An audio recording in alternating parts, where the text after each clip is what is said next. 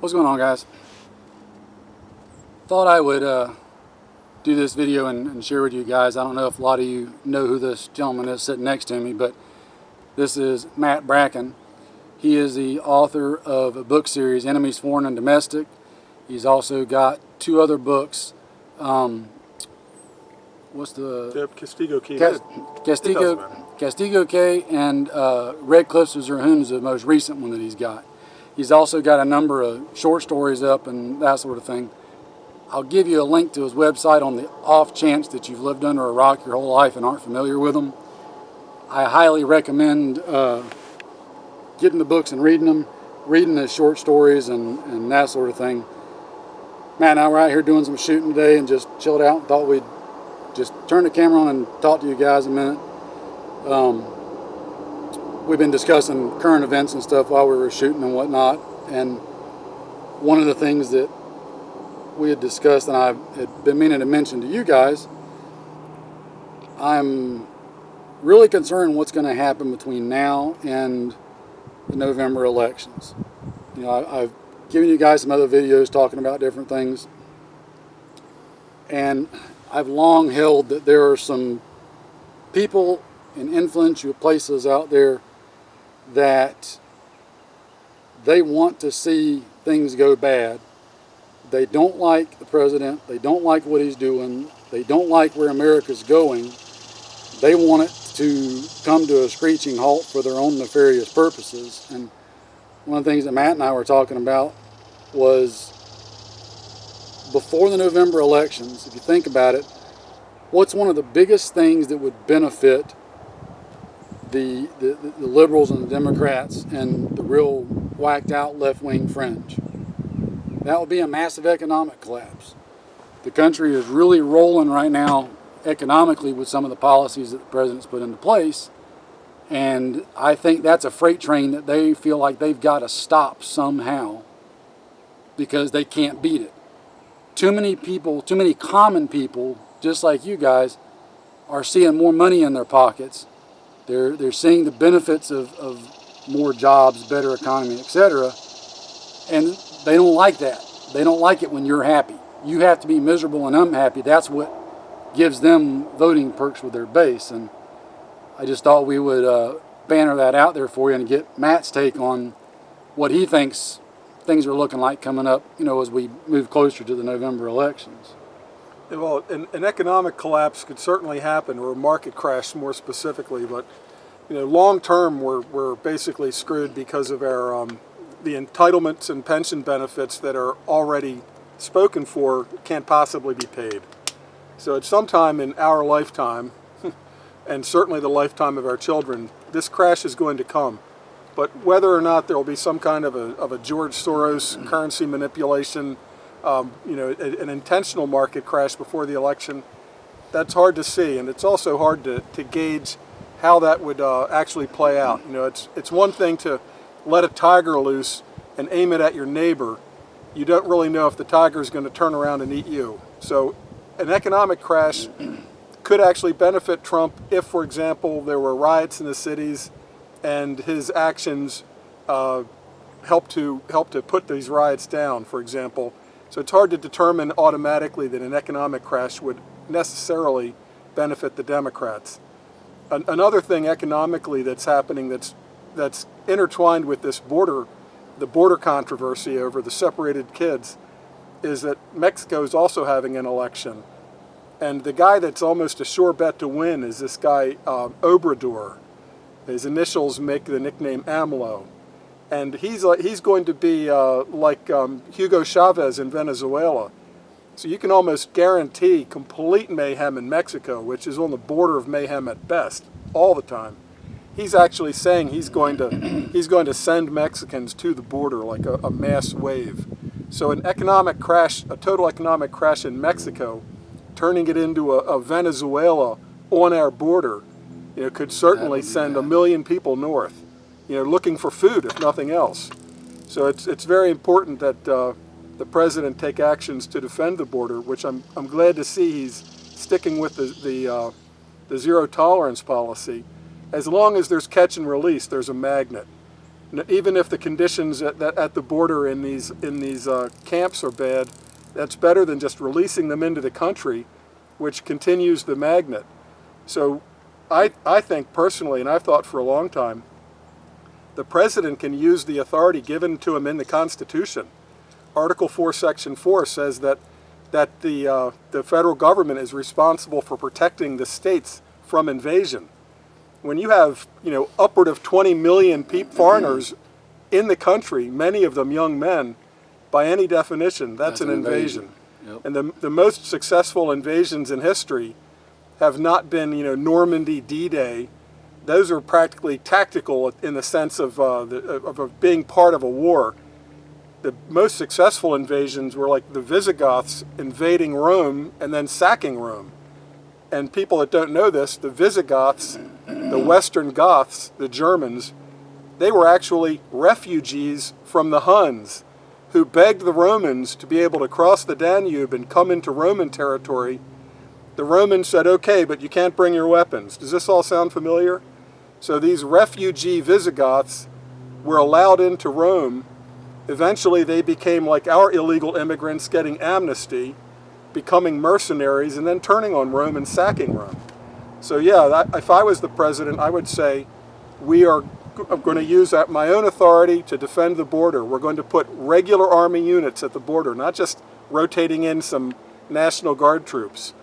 Just like Wilson and Pershing, we're going to send the Army to the Mexican border. If we wanted to seal that border, we could do it. It would just take will. And a president who says, I don't care if Congress funds the wall or not. We have DOD funds. We have enough fencing material in warehouses, to build a fence like Hungary built. It can be done very quickly if the orders are given. Make no mistake, guys, if that sort of thing wanted to get done, it can get done. It's not anywhere near as difficult as what some will make it out to be. So I think the point of what we wanted to get across here, just in little short constraints of a little chat and video, is it's easy right now with things going the way they are to let your guard down and think, okay, well, things are going great, things are on the uptick, etc., and everybody backs off on their preparations, they back off on their practice or training, etc. And I would say now, as much as any time, you need to be staying on top of what you're doing. Keep your preps up and going. Keep working in what you need to work in. Keep up your practice and training. Keep preparing no differently than any of you did for the last 9 or 10 years under the previous occupier of the White House. And with the anger that's being stoked up in the mainstream media, the anger towards conservatives, where we're literally being called Nazis if we don't support open borders, and everybody that wants to come into America being given free passes into the states. We're seeing now the Republican cabinet members being heckled and hounded out of restaurants. Just happened last night again with Sarah Huckabee Sanders. These are pre-Civil War conditions. This is like Red Guard, agitprop, anger being stoked. And it's a very short jump to what happened to the congressional baseball practice last year. You can bet that when the leftists are getting angry enough to start screaming at people in restaurants, and that there's somebody else out there loading magazines. So this country could be, a tinderbox very quickly. So it's definitely time to keep your preps going, keep your training going, and keep your plans going. Because if there is, for example, an economic crash that results in, for example, ATMs being closed, the ETF system, which is the funding for welfare, if that system crashes, our cities could be unmanageable in a matter of days, hours, days. So in that case, you're going to need to think, how do I get home if there are rioters, across the Beltway? This is the kind of thing that you should be thinking about even now, because history teaches that these situations can turn bad very, very rapidly. Yep. And that's, you guys are used to me, hounding on videos and stuff about having stuff with you when you're out and about. Like Mike said, you could be at work one day and it literally, how many of you sitting at work actually get to have constant news media or something going? You could have something like the EBT system go down or some kind of market issue, and it might be 2 or 3 hours before you even find out about it. And by that time, things could be getting real stupid real fast. You need to be thinking about, okay, how am I going to get home if something like that happens? How am I going to get back to my family? How am I going to get back to where all my stuff is at? You got to find ways to keep stuff with you within, you know, the scope of where you're at, what's going on.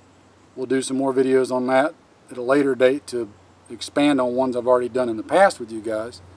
But not going to ramble on here for too long with y'all. I don't want to give you a 3-hour video because I think between the two of us we could probably do it quite easily. But just a reminder, keep up on things. I just wanted to introduce y'all to Matt. We've known each other for years, like I said. I'm going to try to start getting it where he and I are doing some more stuff together as we get time. It's one of those things, like I ad nauseum say to you guys, I got stuff I want to do with folks, and it's just time and schedule. When I got the time and my schedule's open, his isn't. When he's got the time and his schedule's open, mine's not. Same with some of the other guys. So wanted to get this one up, take this opportunity and put it out there. Again, go check out his books. I'm telling you, they're good reads. They're very good reads. Yeah. There's lots of little nuggets you can take and put in your mind and what-if scenario for yourself from them. Yeah, my books are fiction, but I work in a lot of tactics and tricks that I think will be helpful to people.